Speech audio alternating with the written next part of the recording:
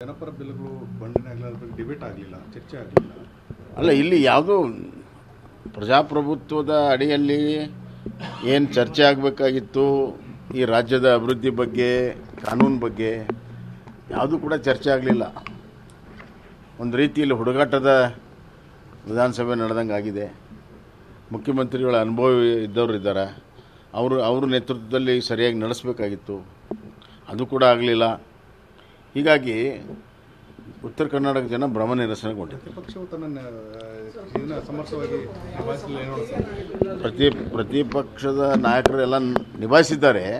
ಆದರೆ ಸರ್ಕಾರ ಸ್ಪಂದನೆ ಮಾಡಬೇಕಲ್ಲ. ಅಲ್ಟಿಮೇಟ್ಲಿ ಅವರು ಹಲವಾರು ವಿಚಾರಗಳನ್ನು ಎತ್ತಿದ್ದಾರೆ. ಉತ್ತರ ಕರ್ನಾಟಕದ ವಿಚಾರವನ್ನೂ ಎತ್ತಿದ್ದಾರೆ, ಜನರಿಗೆ ಆಗ್ತಿರುವಂಥ ಅನ್ಯಾಯವನ್ನೂ ಎತ್ತಿದ್ದಾರೆ.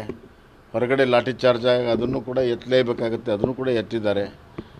ಆದರೆ ಸರ್ಕಾರ ಸ್ಪಂದನೆ ಮಾಡದಿದ್ರೆ ಏನು ಪ್ರಯೋಜನ? ಸರ್ಕಾರ ಇದರ ನೇತೃತ್ವ ವಹಿಸಿ ಸ್ಪಂದನೆಯನ್ನು ಮಾಡಬೇಕು. ಪ್ರತಿಭಟನೆಗೆ ಸೀಮಿತ ಆಗ್ತಾ ಇದೆ ಅಂತ ಬೆಳಗಾವಿ ಅಧಿವೇಶನ ಅಲ್ಲ, ಅದು ಈಗ ಸರ್ಕಾರ ಸ್ಪಂದನೆ ಮಾಡಲಿದ್ದಾಗ ಮತ್ತು ಅದಕ್ಕೆ ಸೀಮಿತ ಆಗುತ್ತದೆ. ಪ್ರತಿಭಟನೆಗೆ ಸರ್ಕಾರ ಸ್ಪಂದನೆ ಮಾಡ್ತಾ ಹೋದಾಗ, ಸಮಸ್ಯೆಗಳ ಪರಿಹಾರ ಮಾಡ್ತಾ ಹೋದಾಗ ಅಲ್ಲಿ ಅಭಿವೃದ್ಧಿಯನ್ನು ನೋಡೋಕ್ಕೆ ಸಾಧ್ಯ ಇದೆ.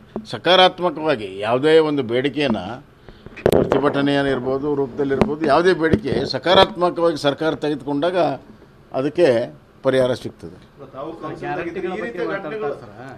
ಸರ್ಕಾರನೇ ಸಾರಿಗೆ ಇಲಾಖೆ 414 ಕೋಟಿ ರೂಪಾಯಿ ಕೊಡ್ಬೇಕು ಸರ್.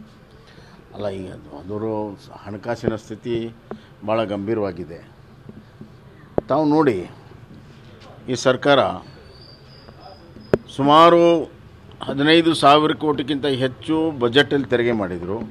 ಈಗ ಬಜೆಟ್ ನಂತರ ಬೇರೆ ಬೇರೆ ರೀತಿಯಲ್ಲಿ ಬಜೆಟ್ನಲ್ಲಿ motor vehicle tax, stamp duty, excise ಎಲ್ಲದರಲ್ಲೂ ಟ್ಯಾಕ್ಸ್ ಮಾಡಿದರು. ಈಗ ಅದ ನಂತರ ಮತ್ತೆ ಬೇರೆ ಬೇರೆ ಲ್ಯಾಂಡ್ ಮೇಲೆ, ಇನ್ನೊಂದರ ಮೇಲೆ ಸುಮಾರು 8-10 ಟ್ಯಾಕ್ಸ್ಗಳನ್ನು ಹಾಕಿದ್ದಾರೆ. ಮೊನ್ನೆ ಮೋಟರ್ ವೆಹಿಕಲ್ ಟ್ಯಾಕ್ಸ್ ಮೇಲೆ ಹಾಕಿದ್ದಾರೆ, ಸರ್ಚಾರ್ಜ್ ಹಾಕಿದ್ದಾರೆ, ಪೆಟ್ರೋಲ್ ಕಡಿಮೆ ಮಾಡಲಿಲ್ಲ.